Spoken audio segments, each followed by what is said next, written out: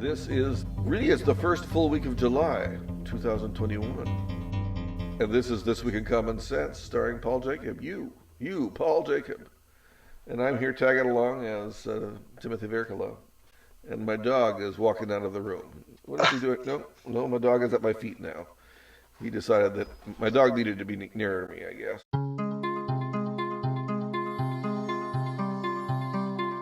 I want it to be known that I had tremendous sympathy for people when I was a kid. My brother had a lot of allergies.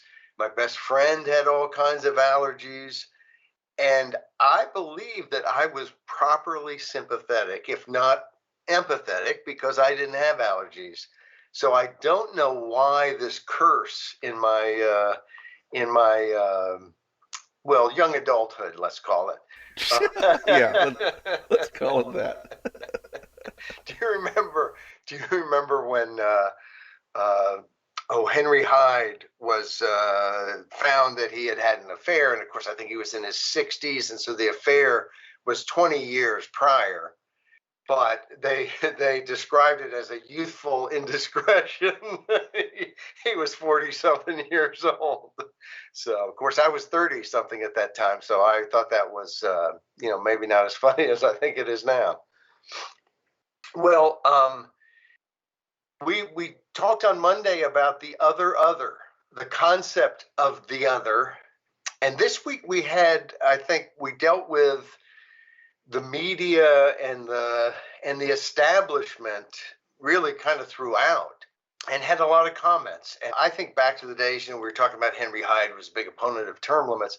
I think back to the glory days of my youth and the term limits movement, which has not been successful yet in getting congressional term limits, but is responsible for 14 states that have state legislative term limits. And 8 of the 10 largest metro areas in the country, those cities have term limits, and of course thousands of others, and 36 governors and statewide officials, and so on and so on. So a lot of success there. But one of the things that term limits did was to build a movement outside of Washington that was largely bipartisan. More Republican than Democrat. And of course, if you read the media, much more Republican than Democrat, because the media was in Washington. And this movement that happened all over the country was viewed by the press from their perch in Washington, talking to congressmen and other experts and lobbyists and so on and so on.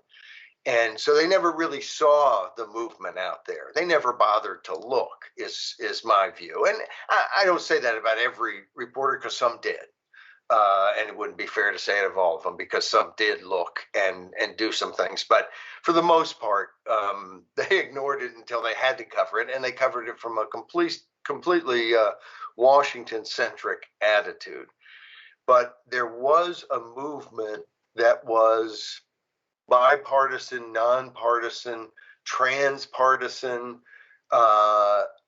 people who they may have voted one way or the other, but really were the precursors of today's conservatives, who might have been called in the 60s or 70s Republicans, but don't want to be called Republicans today.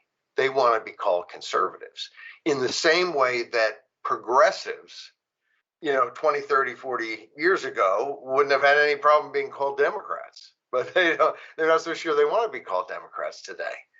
And so there's that bipartisan, and nonpartisan people's movement. And the Tea Party very quickly became much more of a Republican effort, although I don't think it really started that way. And it would be interesting to see if that can be built, because we desperately need it. I mean, I've been talking about voting rights and these different things. Some of these reforms are reforms, and some of these reforms are a dagger stuck in the heart of voters. And the national media is going to say anything the Republicans do is suppression, and that anything the Democrats do is voting rights and wonderful. And neither of of those is quite true. Now, Republicans are going to do some things that strike me as suppression. Whether that's what they intend or not, that's another question. But they're also doing some things that are smart and good election integrity. Those are not bad. They don't make it impossible to vote. I mean, as we talked about weeks ago, we've always been told voter ID was suppression until, and especially it's racist, until a poll the other day found that 84% of people of color supported voter ID. So it's, there's all of that. But I want to see, and I've been saying about this issue of voting rights and so on, and you can do it on almost every issue, but especially that sort of issue. Republicans and Democrats have personal interests. They're not even voting on something that might affect their stock. They're voting on something that affects their crazy narcissistic head. I mean, that's whether they're going to be in office or not. This is to them desperately important. And we cannot just not pay attention. And we cannot believe everything we hear from our favorite media source. You mean people like Fareed Zakaria? Yeah, yes. Well, he's not my. I'll take a victory lap for having the self-discipline and maybe masochistic tendencies to watch CNN and to listen to what folks are saying who I might not agree with. And usually I do not agree with Fareed Zakaria. But he had two guests on who I find much more objectionable. And it's John Meacham, who's a historian and an author, but he's a Beltway, Washington, D.C. scribe. He's the wise, thoughtful person who's going to say whatever the establishment Washington wants is brilliant, and whatever those unwashed masses might want is crap. And he's going to say it much better than I did, but a lot less honestly. And they also had Doris Kearns Goodwin, who is the same sort of character. In other words, again, no diversity whatsoever. Two people cut out of the same exact cloth in the same town doing the same, stuff. But she also happens to be someone who's plagiarized, some of her books. And oh, shucks, sorry. If she were someone who was saying anything against the establishment, she wouldn't be able to get on TV again because she's a plagiarist. But now, you have to have a certain point of view to be able to continue to be on TV or to be president of the United States. Because, of course, President Biden's had a repeated problem with plagiarism throughout his career. And some people think, oh, he had that one problem. No, it wasn't one problem. He's had that problem repeatedly. But here's the problem I had with what they had to say. I'm minding my own business. It's Independence Day. And I make the mistake of turning on the television and watching CNN. And John Meacham basically says, the problem we have is that there's this large swath of the Republican Party that is, as I paraphrased him, that is basically incoherent, destructive, and evil. He basically said, they're no longer part of a coherent, constructive, and good-intentioned conversation about the future of the country. But what he's basically saying is they're canceled. There's nothing they're saying that we should listen to. They are not legitimate actors. We should ignore them. We should crush them at the polls. And after we crush them, if they cry, close your ears. They are not part of a coherent and constructive and good-intentioned conversation. Only folks on the other side are, or some tiny number of Republicans who the liberal media is always, half their conversations are about how can the Republicans actually support fellow Republicans? Why haven't they abandoned the party and fallen on their knees, crying, begging for our forgiveness? What's wrong with them? I don't know, Bill. It must be that they're just Republicans who don't understand how stupid everything they say is. These are the types of conversations that you hear on cable TV, on CNN and MSNBC. And so he says this and basically just smears Republicans as all kind of insurrectionists. That's their new kind of thing. All Republicans, everybody in the country who doesn't support their political views is an insurrectionist. And then he says, what we need is a democratic, he says, a democracy fundamentally depends on our capacity to see each other not as adversaries or heathen, but as neighbors. And of course, his intent is the other people who are heathens and rotten adversaries and terrible, rotten, horrible people, they don't understand that you have to see each other as good people. You can't have that attitude. After he full-throatedly expresses that attitude, he turns around and suggests that they have a bad attitude, and so on. I mean, it's bunk, but it's important, I think, here to call it out because, of course, these two folks were introduced in this segment, and you would be proud, at least in yesteryear, you would have been proud to say we have two Pulitzer Prize winners on the show today. I mean, if we on this podcast, if you and I had won Pulitzer prizes, I mean, I don't know what bad thing we would have had to do to win them, but years ago, that would have been like a really good thing, just like a Nobel Peace Prize. I mean, as a kid, we might have thought, hey, someday I hope I do something to win a Nobel Peace Prize.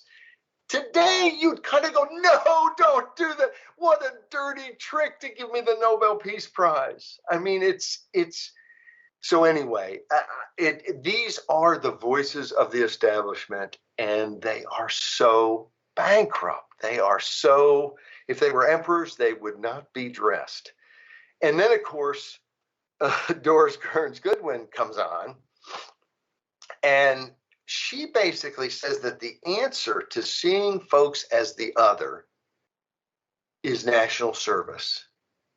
So making every young person, we've already got them, and we're going to talk more about national service. So I won't go into a long thing here because one of the other scripts this week on Thursday, dizzying utopian vortex, easy, well, not so easy to say. That was that's Thursday, and we'll get to that. In fact, maybe we just do that next, and so we'll roll right into it. We are moving today. Anyway, she acts as if all we got to do is she says, you get people from the city to the country to the city, you begin to create a new generation that has shared values.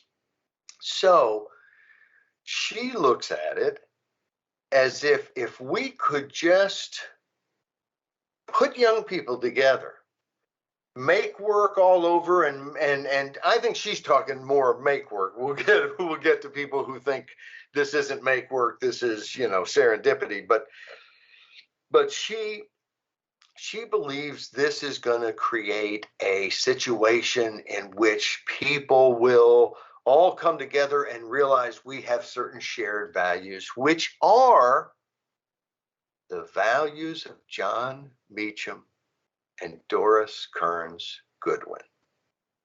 So on the one hand, I'm sure they get up in the morning and they don't look in the mirror and go, man, I'm a horrible person and I'm gonna keep being rotten. I'm sure that they're nice to people at some point during the day or whatever. I'm not, I don't know them, but they have a view that they are the nation's brains, and that our sons and daughters are chattel and just can be pushed whatever. Oh, and that'll help them. If we drag Joe and Sally out of their houses and force them to come down here and work, and they won't say it that way. Let's talk about Thursday's script and how they will say it. Well, before we do that, before we jump there, I wanted to mention some of the comments. We had a number of comments on this piece about the other. And John Brennan, who often comments, was very strong and agreeing, and Drick made the point that nothing like a draft and an ongoing war to unite the country. So, in some ways, a lot of times these folks who are talking about national service, they have this view of World War II and what it must have meant for a kid who's 17 from the cornfield somewhere to get bused to the city and go meet a bunch of people from New York and California and Florida and Michigan, and then go overseas and see all this different stuff, and see a couple, maybe he stormed the beach and he saw people blown apart, and there's no doubt this was a galvanizing, in many cases inspiring, even in a nasty, horrible, terrible way. But that's kind of the point, that yes, society is going to come together more. If we're all dying tomorrow, we're going to be a lot nicer to each other, I think, most of us. but I don't want us all to be dying tomorrow. I mean, in other words, it's like let's recreate all the good out of World War II, but not have a world war. Well, the world doesn't work that way. I mean, we have trouble figuring out how to just distribute checks correctly to people. The government is not at a level in which it's able to make everyone self-actualized. And, I mean, this is like Congress's therapist. And then, of course, half the time it's kind of Congress or it's young people as therapists. In other words, the secret seems to be young people. If we can just put them in with elderly people, the elderly people will just be as happy as they can be. Everything will work out great. If we can put them in schools, if we can, well, let me go to Thursday's piece. And just, there was a New York Times op-ed, and there's these, 4 times a year or something, somebody comes out from the academy, from the intelligentsia, from political wastelands, to argue that we need national service. They never suggest any kid is going to have something else to do. If you're 18 and you're the greatest basketball player ever, you're going to have to give up a year between 18 and 25. That's what Dr. Holloway, the president of Rutgers University, that's what he was suggesting. So you got to give up like $10 million? That's really fair? Or do you get like they did in South Korea, where the boy band that's making billions of dollars, they tell them they can wait a few years before they give their service? But they never talk about anyone who might say, I'm not doing that. And I suggest sometimes to people, are they going to put people in jail for this? Well, no one's suggesting that. Well, yes, they are. Eric Gardner is dead. And who is Eric Gardner? Eric Gardner is the guy in New York who was selling cigarettes, single cigarettes, because the taxation is so bad and the cigarettes are so expensive that you can sell single cigarettes on the street. It's against the law, though. They didn't like people doing that. And they decided they were going to prosecute somebody for it. So when you put laws on the books and then are shocked that the police is arresting somebody, someone's being sued, that's what laws are all about. And if you're shocked by that, you need to take a break from the public policy arena and refocus. Maybe, maybe some soft music, something to kind of get your head straight. But not only do they never point out that there could be any problems whatsoever with forcing every single young person. And of course, Holloway also says no exceptions. So no exceptions for the guy who's the greatest basketball player ever. No exceptions for the person who's in a coma. No exceptions for the person who is, has severe health problems. And of course you could say, well, we're just going to figure out some way. Well, are you going to hire 6 people for every young person to figure out how we get them to save the world? Because this is what they're talking about them doing. This is the kind of thing they're going to do. See, he says it's easy to imagine, these are his words. Now, these are mine, that this basically 1 year of government control and use of, right now it's about 4 million 18-year-olds. People turn 18 every year. So these folks are, this is, quote, a vehicle to provide necessary support to underserved urban and rural communities, help eliminate food deserts, contribute to rebuilding the nation's infrastructure. I guess they'll be wearing a hard hat. Enrich our arts and culture, and bolster our community health clinics, classrooms, and preschools. So now we're going to be shoving young people into preschools. I'm not sure the people sending their kids to preschools are going to want that. But he goes on to say that national service would, and this is all Dr. Holloway, put young people in the wilderness repairing the ravages of environmental destruction.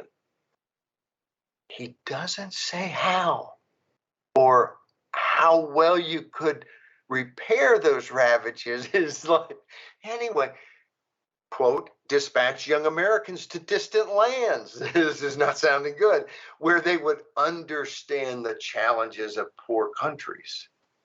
We're going to be flying people to, Zaire and different places saying, hey, let us know when you get the challenges of poor countries down, come on back. This sounds like an expensive program. Force all, and this is his words, force all of our young people to know one another better. I wonder how many people don't see it as absurd. Now, we see it as absurd on the face of it. But what is the population of people who don't see it as absurd? Well, most people are never going to see it because they're not in these intellectual circles. And so they're not going to read this in the New York Times because they don't read the New York Times. And they're not really interested in this like little sliver of public policy. But I think your point is really important because there is that subset, and it's small, of people who do read things like this and think about it. And they're at universities and they're in Washington and they're in government agencies and they're in nonprofits, especially political nonprofits, and they eat this stuff up because it's all about them and their expertise leading to a changed and healed world. And all they need is to be able to drag your 18-year-old or 22-year-old out of the house whenever they feel like it and force them to do all this wonderful stuff. And so it's a great point. There was a poll taken that showed 49% of Americans favoring some form of national service, military or civilian. And of course, the thought is, well, the civilian, nobody really objects to that. They only objected to being, enslaved for a year because it was to go kill people or get blown up. And the reality is, you can see the volunteer military has done pretty well. So people are willing to take risks. Now, it is true that I think you're going to have a whole segment of people who will support it if it's not strictly military, who wouldn't otherwise. But you're also going to have a segment of people like myself who are not going to support any sort of slave labor program run by the government. That's not how things are supposed to go. You don't have a right to do that. In fact, if you look at the 13th Amendment, which some people would say, well, that was just about slavery. Well, if it was just about slavery, why did they mention involuntary servitude along with slavery? It's not allowed. And it's totally unnecessary. Here's the worst part. they can't expand these programs very much. And I'm against them expanding these programs because I think they're largely wasteful. But from a political standpoint, I wouldn't spend 2 seconds fighting the expansion of these programs because it's not where government's going to screw everything up. And there's a real limit to how much they can expand it. Because, of course, one of the things you're talking about, I mean, they're thinking about, oh, well, this is a nice young person. He's going to do this. There's a lot of young people out there. Some of them have certain problems. Some of them have certain gifts. Do we think some huge bureaucracy in Washington is going to be able to put them all in the right slots? Is that maybe one or two people working with that computer program and the algorithm to get our kids just to the right spot? I mean, this whole thing is insane. And it'd be one thing to say, okay, this is insane. We know we don't want to do national service, but I think we have to force national service. But I think we have to say to ourselves, why does such an insane idea continually come up and never really be pushed back hard enough? And as it's being explained, never explained with any sophistication whatsoever, with any appreciation whatsoever of what this would really take to do. This is silliness. And as I get older, I'm hoping it's just that my attitude about how screwed up we are is just crotchety old age. But I'm afraid it's not. But as I get older, I get more and more concerned about things I see that don't make any sense, like this. When I know that this can be battered about bantered about all throughout, the New York Times and the Washington Post, and all kinds of people who went to, Harvard and Yale and then got their law degree from Georgetown and decided they wanted to get a doctorate in foreign policy studies or something after that, are talking about this stuff like numbskulls, like 2-year-olds. That's a problem. That means that the people running a lot of what the national government does are clueless about basic things. And I'm still pretty happy that the American people are not clueless about it. This poll that showed 49% of the people supporting it, my sense is there was no emphasis that some people were going to oppose it and you might be putting some young people in jail. Or creating some ridiculous thing like with draft registration now, where nobody is put in jail for not registering for the draft. But if someone is in a poor community and therefore doesn't know what's going on and isn't told at some point, he doesn't go to college, and they say, oh, you didn't register for the draft, and he gets to be 26 without registering for the draft, he can never get a job with the federal government. All kinds of benefits he would otherwise get, he will never get. And when I'm worried late at night, that's usually not what I'm worried about, that someone's not going to get some benefit from the federal government. But it's, again, why would you do that sort of thing about someone not signing a piece of paper?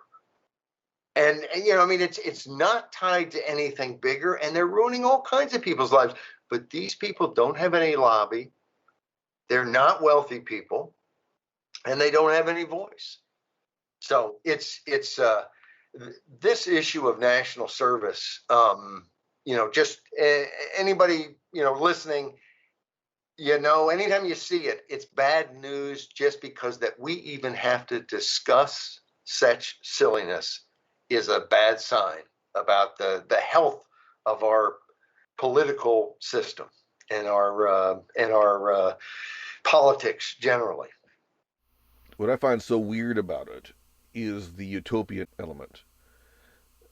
And by that I mean these are people who are complaining, and Meacham directly complained, about how the United States is being split apart by one group who doesn't understand the other, can't empathize, just treats them as the enemy. And then and then this other woman on his side offers the solution: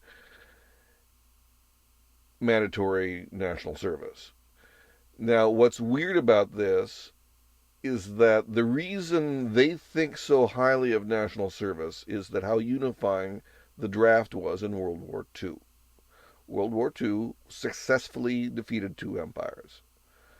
Now, why was that as unifying? And it was culturally unifying to some degree because blacks and whites were somewhat integrated as a result, because he had the same experiences and there was some sympathy across racial lines and certainly across cultural lines when the German Americans had to deal with the Italian Americans, who had to deal with the Spanish Americans, who had to deal with the Finnish Americans. The guy from the South had to deal with the guy from New York and vice versa, and Exactly, and that's all understandable, but it worked for one reason, and this is the thing they keep on forgetting. It worked because we had an enemy. It worked because there was an other, which we were not sympathizing with one little bit. We had two enemies. We had Japan and we had Germany. And we were against them. We didn't have empathy towards them. We called them bad names and we killed them. This is a unifying experience, killing other people that you don't like. And this has been known in sociology for a long time. Herbert Spencer and William Graham Sumner, who were two great libertarians of the 19th century and early 20th century, they made a big deal about this because this is a basic element of human nature. And if you want to unify a people, then you need a good enemy. And they're dealing with an enemy within their ranks, within our country, and they think that putting the enemy and then they're the good people together will make them all come to love each other in a lovey-dovey way. This is stupid. yes, yes. And Daniel McKiernan, in the comments for the dizzying, what did we call it? Dizzying utopian vortex. Boy, I can't say it either. Dizzying utopian vortex. It reads silently so much better than the spoken word. Yeah. But he notices something about what's behind this. That 12 years of state-controlled education are not producing more committed leftists, and so they want a further immersive period of indoctrination. And I don't think that will work, by the way. I don't think that putting people together from all walks of life to do make-work projects or projects for which they're not suited, sending a person out to do environmental damage control with a bunch of people from other cultures is not the best use of their talents. This is just absurd. Yes. And it's not going to make them love each other or think of them more as neighbors, except they may despise one thing and come to see one thing as the enemy. And maybe we should support this for that reason. They'll see the state as the enemy, the people who are putting them in this position. So maybe you and I should be supporting mandatory service because it will create more anti-status than anything else imaginable. It really is the sort of, let's recreate World War II because it was good. And World War II was not good. I mean, it was good that the Allies won and that the Nazis and the Japanese Nazis didn't win. But it was not good overall. Millions, what was that? Over 100 million people died overall from different. This is a horrible, horrible thing. It's kind of like if you thought you were really sick and going to die, it would bring your family, if they like you at all, it would bring your family closer together. But you wouldn't want to be sick and almost die. And if you faked it, it wouldn't bring your family closer together. And you can't fake World War II. And the difference is the draft in World War II was not unpopular. And I say that, and let me historically point out, they started the draft before World War II, before Pearl Harbor. And it was pretty controversial. I believe it won by a vote or two votes. In the House, there was a fist fight, which in many places in the world there is all the time in the legislature, but not so often in the Congress. And it was tremendously controversial because it was a peacetime draft. And once Pearl Harbor was attacked, I have relatives who they were 16, they were 17, they were lying to get in. the draft was simply a way to do it, that they didn't overwhelm the folks saying, yes, you can come into the army and fight. So it's a whole different sort of attitude. And I also think it's funny what they're looking, if you're looking for soldiers, young people are your best bet. I mean, I'd like to think that if it push came to shove and I had to be in a foxhole, that I wouldn't be completely worthless to where everyone's going. Let's not tell them where we're marching to next. But young people can jump high and climb things, and they can put up with stuff that the rest of us are like, well, I'm not putting up with that. And so it makes sense that if you're looking for soldiers, you're looking for young people. But if you're looking for people to take care of elderly people, Pat had some good things to say here. Pat points out that, Holloway talked about as a vehicle to provide necessary support to underserved urban and rural communities. But pointed out, look, if he's talking about doctors, hospitals, schools, this isn't something that someone who just graduated from high school is going to get plugged in and be some huge help. Eliminate food deserts. I've seen this brought up numerous times. It's like I guess the new fad is food deserts, and food deserts are a problem.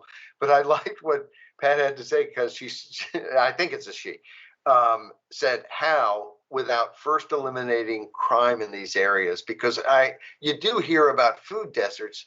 The problem with food deserts is that businesses, those entities that like to make money, and that sometimes will do almost anything, things that you don't think are morally the right thing to do, because that's how the bottom line goes and they want to make that money.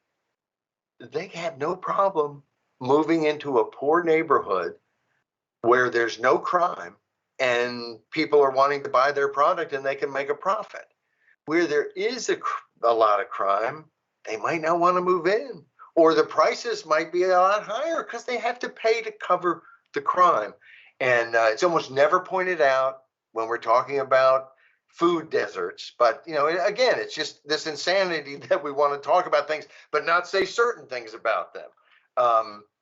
But the other thing that I thought was funny, contribute to rebuilding the nation's infrastructure. And she says, contribute what? Forced labor?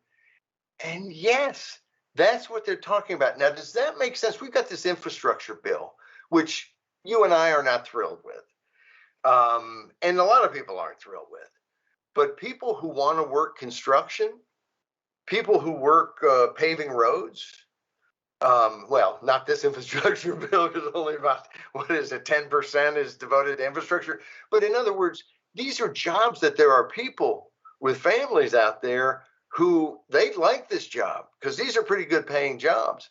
But you could get cheaper roads built if you forced every young person to take that job. They wouldn't be as skilled, but you could pay them a lot less, because of course you can force them to do anything you want. So you can force them to work for minimum wage.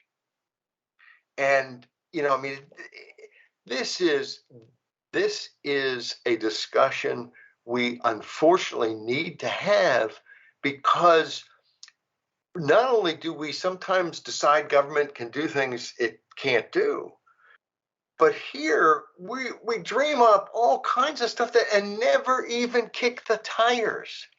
So anyway, the rest of the week wasn't much better for these United States in terms of in terms of our government, but we also, and this is an interesting, I don't know how to even say it without kind of sounding like a conspiracy theorist, but you have all kinds of jokes and memes about China, and of course China's run by the Chinese Communist Party, which isn't communist really, they're Nazis. That's kind of how they run. I think it's a much more apt description. That's why I call them Chinazis. It's just a much more apt description of what they're doing economically and governmentally than communism. Communism was when Mao starved everybody and beat and killed others, but mainly starved. this is Nazism. It's state capitalism on steroids with a totalitarian police state. And apparently a lot of people like that in America, not so much in China. I'm pretty convinced the Chinese would like to get that off their back. But among the elite in America, there is this, and look, none of them are going to come out and go, I love China, except maybe Bloomberg, who wanted to tell us that it's not a dictatorship. And kind of the whole idea that Xi Jinping has, he's got to please the people of China. I saw a video. It was actually a decent in parts. Bloomberg did a video. It was on China and what's happening now and so on, and mistakes the U.S. is making and so on. And it was an interesting video, but they talked about China as if it was the United States without quite as much democratic activity, just not quite as much. There are 90 million Communist Party members in China. There are 1.4 billion people, and it's probably 1.4 something, and those somethings are millions of people, millions more. It's a big place. You've got this tiny fraction of less than 10% of the people who make the decisions. And of course, numerous companies are forced to put Communist Party members into their leadership, into their management, into their ownership structure. This is, and so again, it isn't Stalin, it isn't Mao. They weren't as smart as Xi Jinping, frankly. They weren't as smart as the communists became as they stopped being communist in China and started to be totalitarian state capitalists. So, I guess my hat's off for not being as stupid as Mao, but I don't, that I'm still not going to salute him. And so anyway, there's all this attitude that in the U.S. about that I think that so much of the anti-Trump was that he's not part of the intelligentsia. He's not part of the, this elite that we have in the U.S. The left talks about the 1%, but the leftist Democrats in Congress are damn glad to be part of that 1% and do everything they can to protect that 1%. And we'll talk about that last today, about how the defund the police left is funding the police. But anyway. Right now you're talking about Goodbye Google from July 6th. Is that correct? Yes. And I was alluding to Friday's piece, which is, what is it? Present for police. But this Google thing, let's tell the story because it's important, and I've kind of gone into the big picture of and my concern, and that you constantly hear these memes that suggest the leadership of the U.S. and the leadership of China are somewhat colluding together. There's no question that both the government of the U.S. and the government of China is colluding with big tech, with Google, with Apple, with Facebook. And so, and of course, Facebook isn't in and Google isn't in China in the same way, but they are still doing all kinds of things, and China is a tremendous marketplace, so you can expect that to happen. But what Goodbye Google talks about is the human rights efforts of people using YouTube, and there's the Allergic Kazakh human rights group, and what they're doing is putting video evidence up on YouTube to show that China is committing genocide in Xinjiang. And so as people are being hauled off, they're doing stuff on YouTube to identify them. YouTube is suppressing their videos, saying that they're violating people's privacy rights, and saying that they're harassing people and other things. It's ridiculous. It's absolutely ridiculous. And there are links in the piece. You can find out a lot more of it. But it's once again, I mean, we had YouTube as this pandemic was raging. Tell the CEO tell us that any post, any film put on YouTube that was against what the WHO, the World Health Organization, was saying, which was what China told the World Health Organization to say, anything that violated that would be censored. Now, whether they were able to censor every single thing, maybe not. They censored a lot, a lot. And so the good news is this: Odyssey is a new competitor to YouTube, and they didn't have to just take it. They're now on a new platform, because so much of what they're doing, they're not reaching every mass audience. This isn't, some silly, YouTube video that everyone's going to laugh about, but they're documenting something that's hugely important and could not do it on YouTube. And I have to say, and again, this is maybe it is kind of conspiracy theory-ish to even say it, but I'm going to say it because it's my reality. I can't tell you how many people have expressed to me that, boy, when they post something, that they've had problems posting on Facebook. These are just individuals. Problems posting on Facebook if they say anything anti-China. That and folks I know in Taiwan, I mean, they've had all kinds of. I mean, you can tell that certain things. I listen to China and Uncensored on YouTube. I listen to some others, but I probably won't be able to say what their names are exactly. But all of them talk about that they're having all kinds of trouble. They're being demonetized. And where is this coming from? Well, it's coming from China. And if you doubt at all the impact that China can have, I mean, think about how they jerked around the NBA. The NBA was quaking in their boots because they can make more money in China than they can make in the United States of America. There are more fans there. And so, they want to do whatever the China Nazis tell them to do. And it's sad, but it's also frightening, because this is our world. This is the world our kids and grandkids and folks are going to live in if we don't do something about it. And let me also, we had a piece this week. We do as Tim and I have talked about, we have a thought every day, Monday through Sunday, 7 days a week, something that somebody has said that we think is important and about freedom.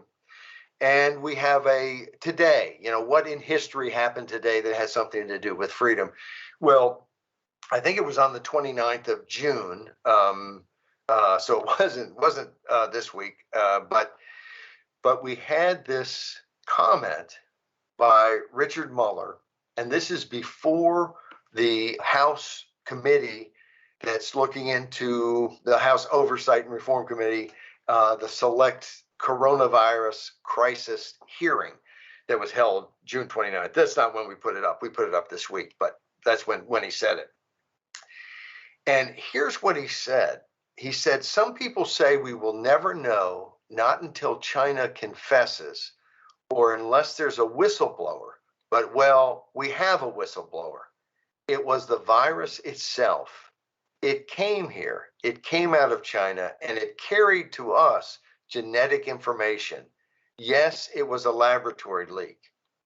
But he also says, this isn't some politician, this is a scientist who's looked into this. He also points out that he has talked to all kinds of scientists to say, why don't you look into this? Why don't you write about this? Why don't you do a study on this? And he has been told, we cannot do that. If we do that, we lose money. We lose money from China. We lose money from other groups that are going to lose money from China. China knows how to play politics.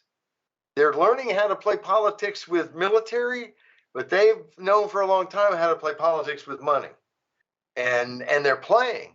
And so when you think about, well, why would people not tell us the truth here? Why would the WHO? You don't think that Tedros, the head of the WHO, has gotten some benefit from China at some point? I suspect he has. So anyway, that's part of this whole debate, and I wanted to mention Tom Knapp, Thomas L. Knapp, but we know him as Tom Knapp, a friend of ours, often, comments, usually when he disagrees, which is the way I would do it too. You're not always going to go attaboy, but he has been critical of some of the coverage of China and some of my hyper concern, and I will say it's hyper because I think it needs to be hyper. But he says, yes, Google is working for the Chinese government.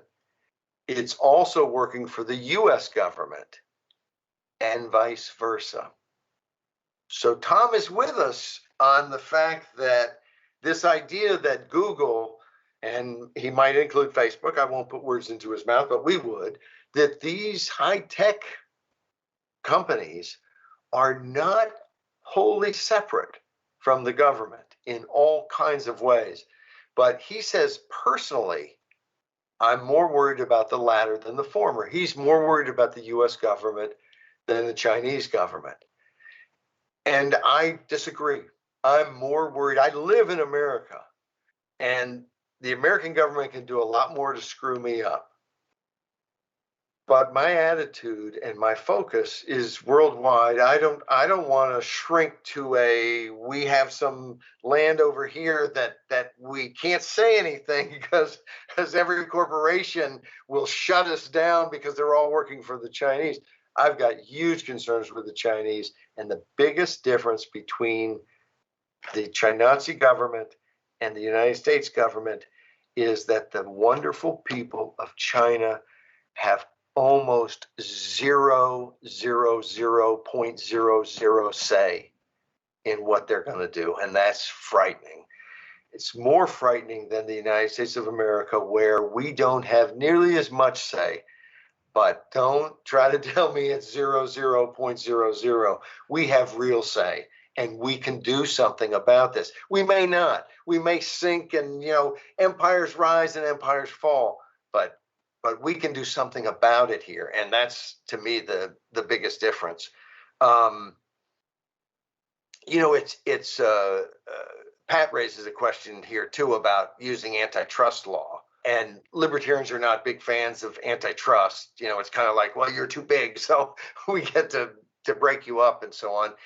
And we're just concerned about giving the government that kind of power. But I think there are all kinds of ways that don't give government huge amounts of power to separate government from big tech. And I think that's the way to approach it. One of the things we're dealing here with is a corporation with lots of power, corporate power, that's been subsidized and contracted with the U.S. government for a long time, and has contractual ties with the Chinese government. I don't know how strong it is with Google, but certainly other companies have strong ties to China. Well, and Google does too. But the reason we call China Chinazi, that is Nazi instead of communist, is that they use the forms of private enterprise. But the party controls the government, and the party controls production. And that's how Nazis worked. Right. Is that Ludwig von Mises called it a form of socialism. Is that if government controls private property, the private property isn't really operative in the same way. So the government is actually channeling and misallocating resources. That's something Daniel talked about in his comment, is how it's necessarily, all these things necessarily are, when the government starts controlling corporations, is they're necessarily misallocating resources from their most valued uses for the uses that government wants. And government wants to stay in power and to keep people supporting government. And so I think this is a huge issue with tech companies. How do you unravel a tech company that's very powerful and has ties to the government from government? They're really like the party that supports it, part of the government. I consider this, it's not really deep state, it's kind of wide state. This is a wide state problem, is the term that I use. And it's a problem all over the place. Many of these military contractors, for instance, also are the providers of our vote counting machines. I mean, Yeah. the extent to which corporations working for government serve our government and also influence public opinion by suppressing ideas and lying about ideas and information and disinforming. I think it's much bigger than Tom Knapp is saying. I think it's much more difficult for us than we often say because everything is intertwined. Yes, and it's not us making this charge that they're doing this, that they're blocking search engines and they're banning posts and they're censoring things. They have admitted it themselves in the case of the lab leak, in other cases. I mean, we can never forget that much of our media, including National Public Radio, which is government supported radio in the United States of America, which bugs me anyway, but that they actively did not cover the Hunter Biden laptop story. And we had deep state people saying it was Russian disinformation, which they had no evidence for, we know today, because it was true. It wasn't Russian disinformation. But this is literally, 2 weeks before the election? And the media decides, we will not let you know this. We will not tell you. We will not. Facebook does others. So it's not just the lab leak. It's all the time, baby. It's 24/7. And it's you think about if tyrants had taken over the United States of America in 1980, people would have had like mimeograph machines or something. They could have passed out flyers to try to alert other people.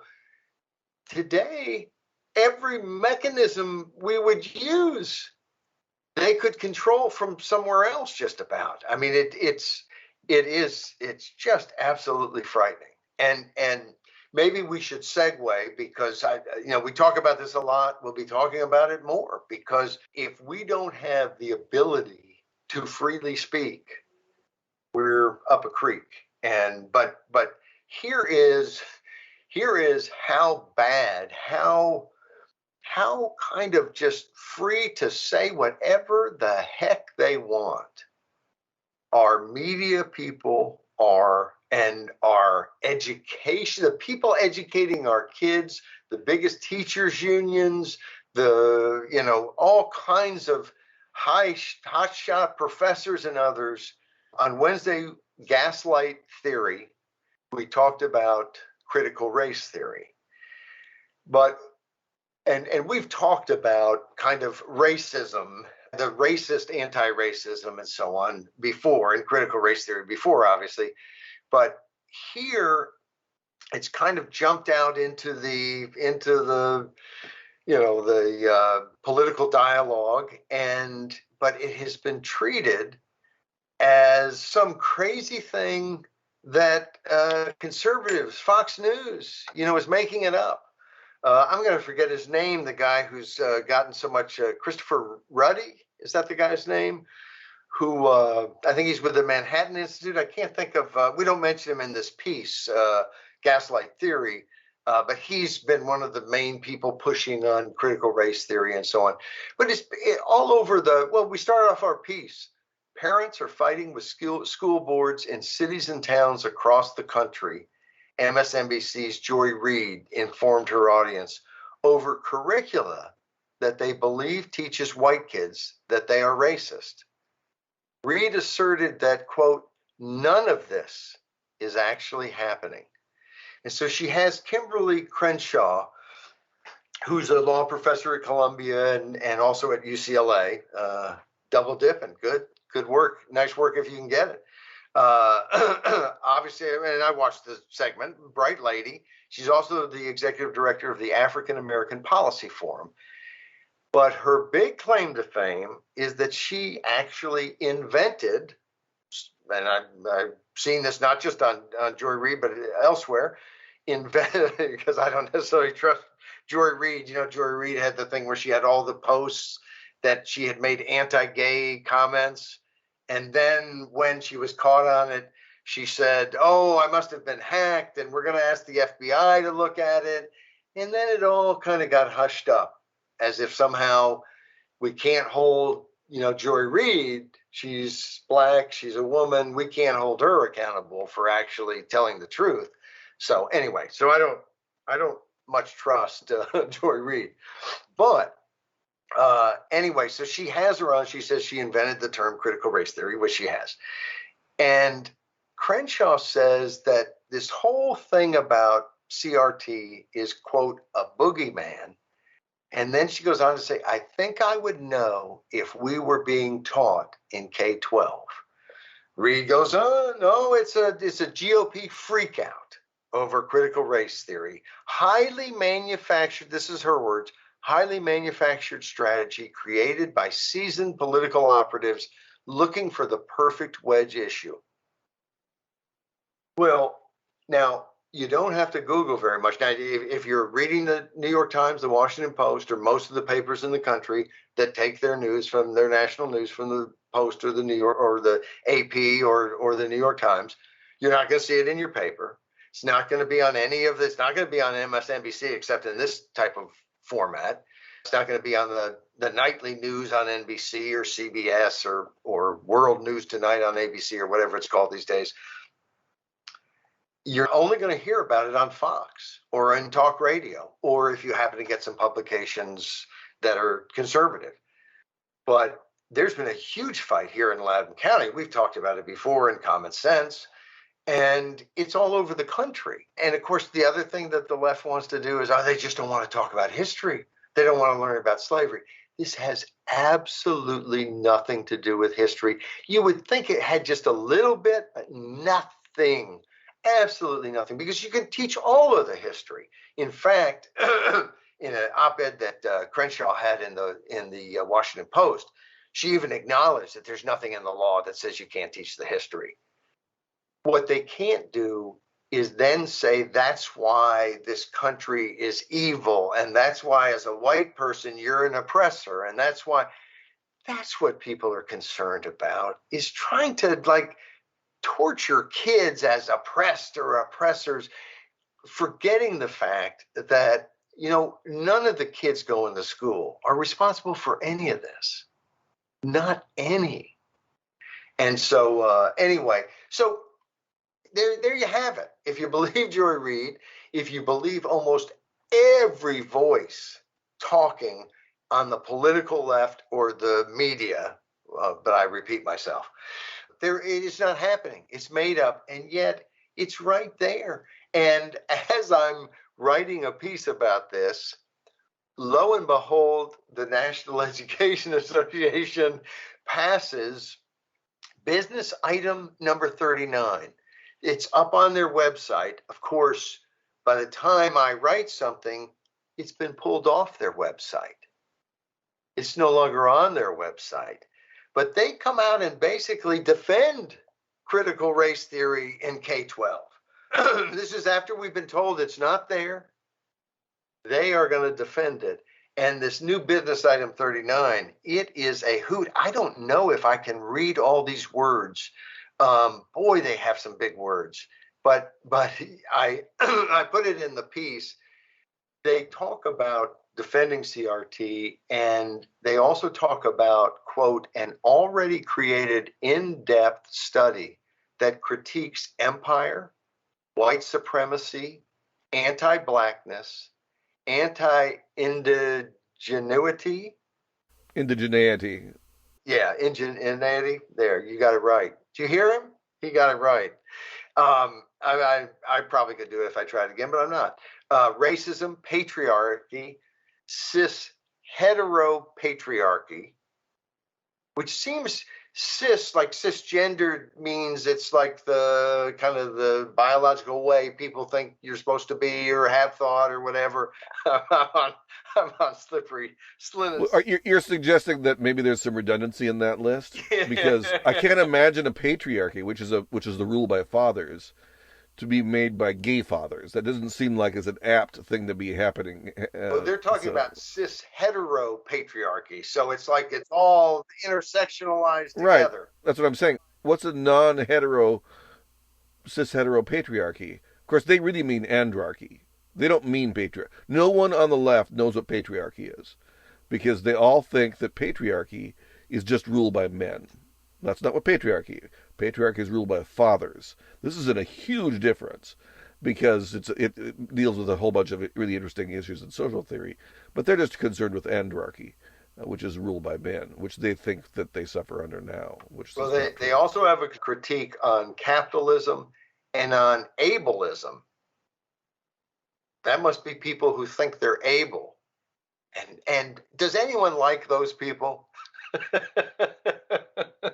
Well, the funny thing is that it's another way of attacking meritocracy because to be able it means to have possess merit on the market. That's really what we're talking about. Right, Though I suppose they mean also physically right, ableist. right.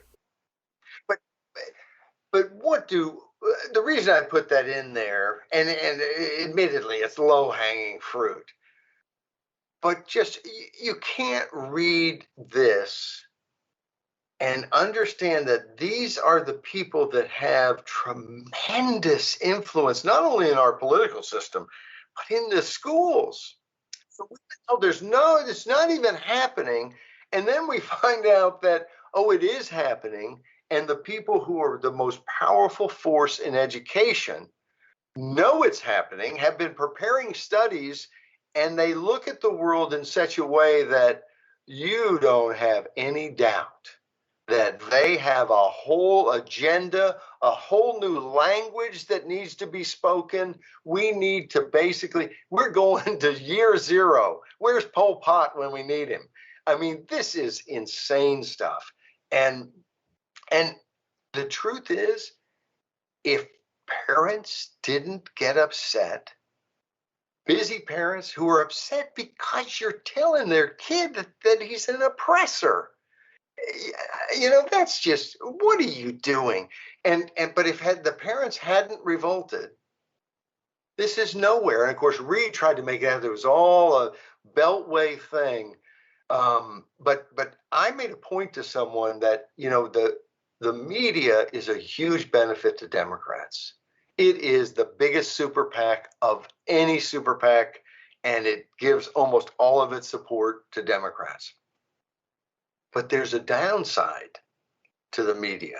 And weeks ago, we found out that even though we've been told a zillion times by the media that voter ID is a divisive, probably illegal voter suppression technique aimed against people of color, it turns out that 84% of people of color are for it.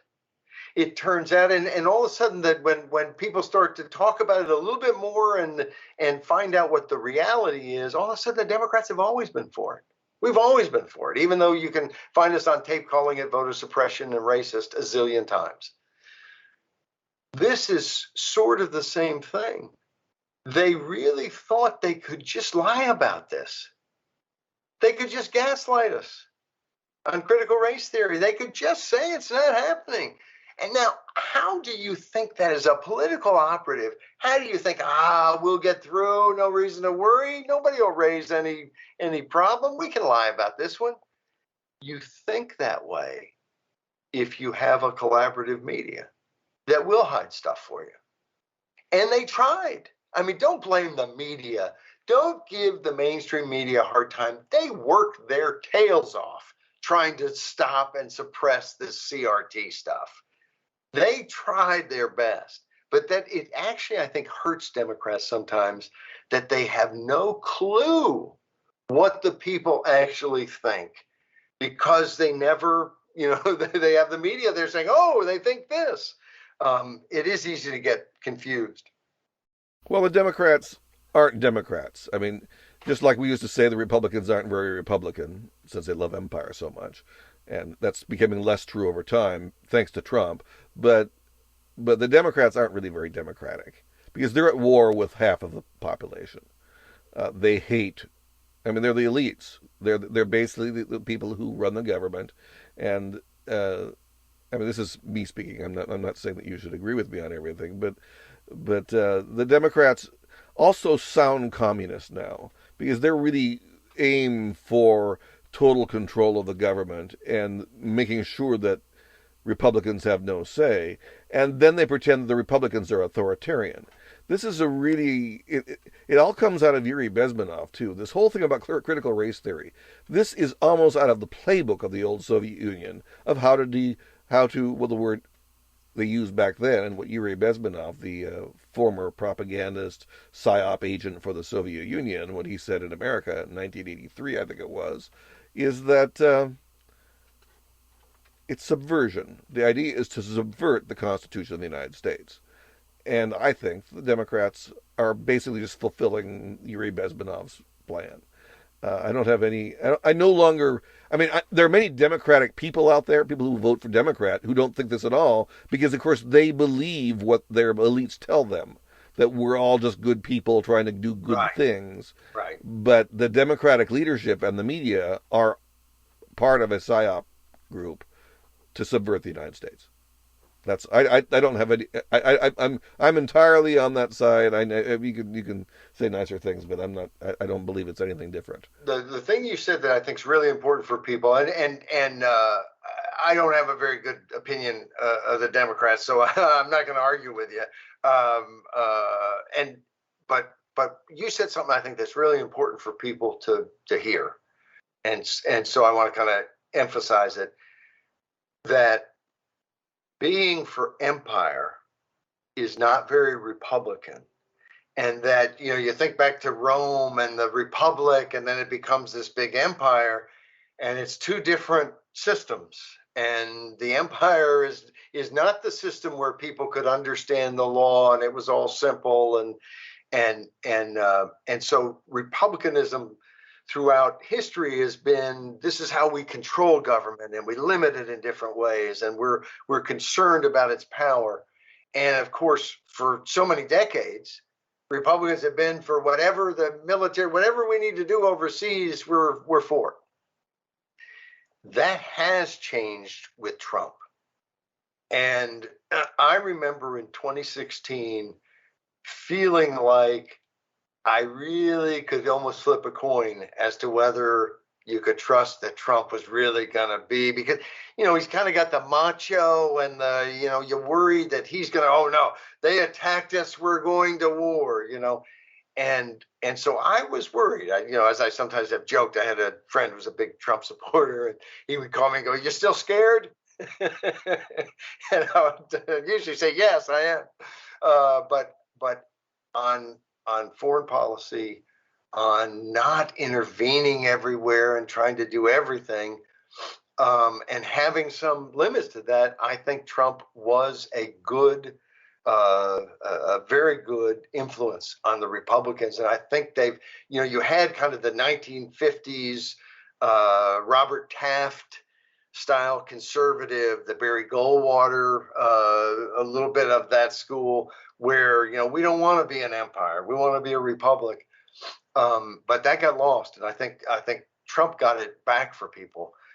And I'll also say that I watched most, if not all, of Biden's remarks the other day on getting out of Afghanistan. And if you saw him on TV, he had some great lines on TV. And what he said, the substance, I'm very much in agreement with.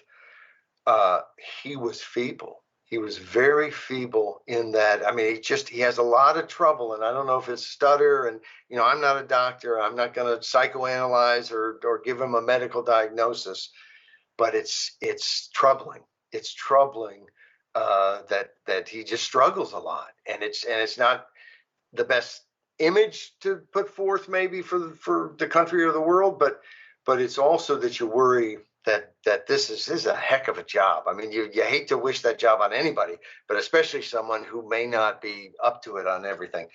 Having said that, Joe Biden, who's been wrong about all kinds of things repeatedly, was right about Iraq in the sense that it's three countries and it's silly to try to create I mean, there's a Shia country, there's a Sunni country, and there's which are actually reversed, and there's the Kurds. And so he has made sense from time to time. In Afghanistan, he's going to get beat up because the Taliban is going to come back. It's not, we weren't able to build a nation there. We're not good at nation building. You know what? Nobody is, because that's not how nations get built. Yeah. You don't have invaders come in and go, oh, we built a wonderful society. We're leaving now. I mean, you got to do that yourself. And so, but I thought he was very strong in pointing out that we're leaving it to the Afghan people. The Afghan army, government, people have to step up. If they don't want the Taliban, they're going to have to fight them. And so I thought it was really good. I thought it was interesting too that it is the most aggressive and anti-Biden the media and their questions have ever been on anything I've seen since he's been president, or really even in the campaign. They weren't so deferential. It's interesting to me when you think about the media and separate them out from the Democratic Party. I know it's hard, but when you separate the media out, Donald Trump's most popular move ever with the media was bombing that airfield in Syria after the chemical attack that got blamed on the government, even though it's pretty obvious now, at least from what I've read in the investigation afterward, that it was not the government who did it. And the toughest they've ever been with Biden is when he's pulling out of Afghanistan. And so I don't know what you can say, but that the media seems to be overwhelmingly pro-empire, pro-war, and that's something that I don't think people think that way. I don't think they think, well, the media's. I mean, we knew in in World War I or the Spanish-American War and yellow journalism that the press plays stuff up, and that's, I think, probably pretty normal no matter where the press is ideologically, politically, is that they're going to hype everything. I mean, look how disappointed. I'm always joking when there's a storm, a hurricane's about to hit, and then it kind of goes off. It's like they're almost disappointed. There's nothing fun to cover, and I don't say that because they're terrible people. That's the way we are as people. I mean, we get excited about stuff, and sometimes when it's not even good stuff, but it's something that we've gotten all hyped up about. But the media. I've pointed out many times the media is to the left of the Democratic Party, but when it comes to war and empire, they're not. In that case, they're way to the right of the Democratic Party. I think they just serve the CIA. Yeah. We only have one leg to go of this game. Present for Police from Friday, July 9th. Yes, and this is a two-part moral here. The story's pretty simple. That basically the same people who are talking defund the police are basically letting billions be spent on new police. But it's who the police are protecting that seems to be the biggest change, and that it's the Capitol Police. But there's two parts of this. The Capitol Police, and I don't see it as some gigantic failure. You don't know that people are going to try to push through and that there's going to be a riot necessarily, even though there were some indications that there could be something like that. So they didn't do a stellar job. But it may be that, hey, it's tough. You would think you would want to shore that up, and so maybe that's why in May they decided to spend an additional $2 billion on the Capitol Police. But that doesn't appear to be what they're doing. Instead, even today, as they took down the fencing, I hear, around the Capitol, they are spending at least some of that money opening up field offices for the Capitol Police in Florida and California, and envisioning additional field offices elsewhere. And so instead of kind of doubling down and saying, okay, how do we protect the national capital? The United States Capitol Police has gone national. And this is Present for Police.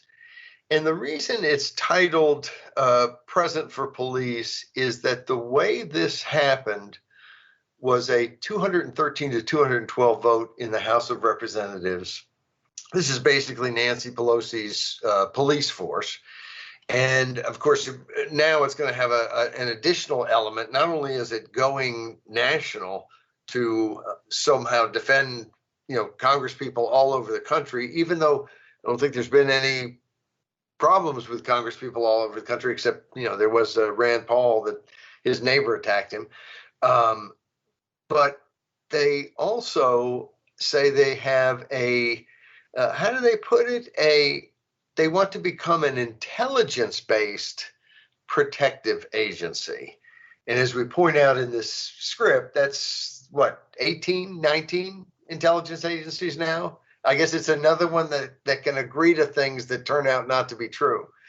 But anyway, so it passed 213 to 212, and all the Republicans voted against it.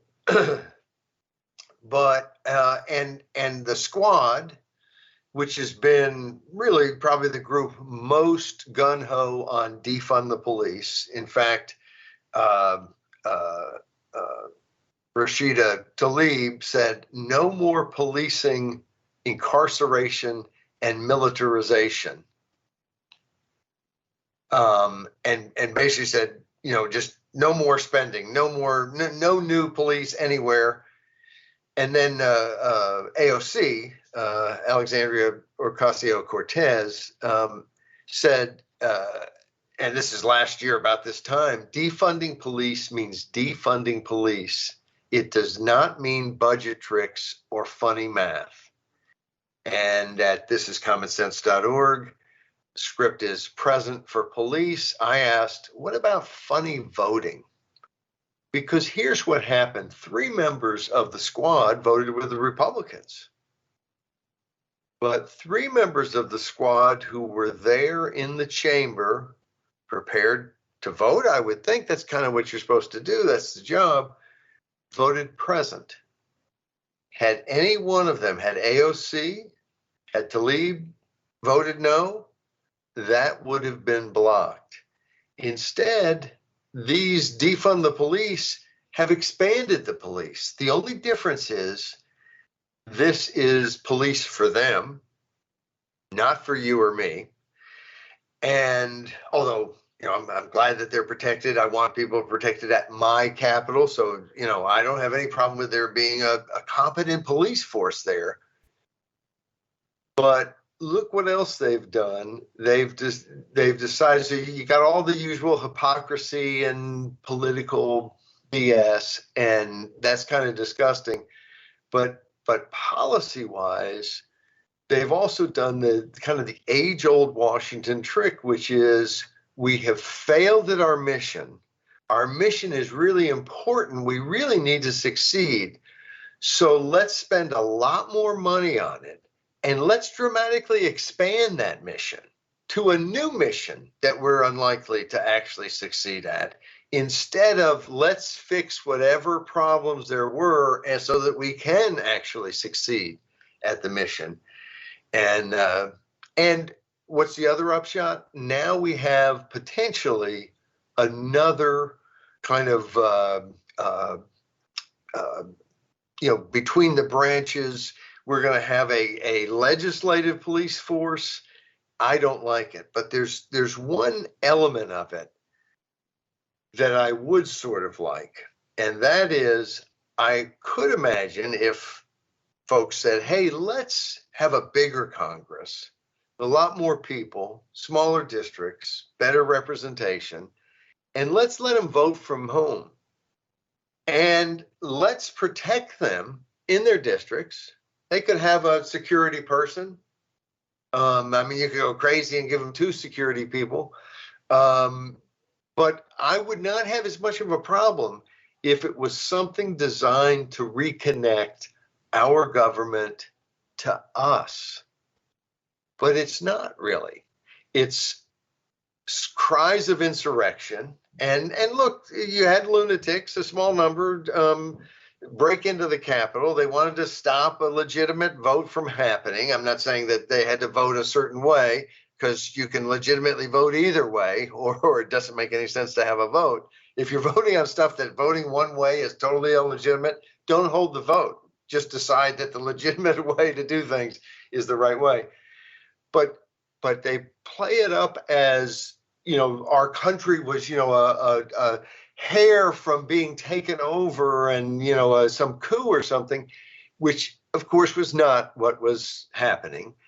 And then they don't do anything to actually protect that entity, our capital, and instead have a dramatically bigger mission that I think just invites trouble. Well, there we are, 2021. And trouble has been invited. What else can we ask for?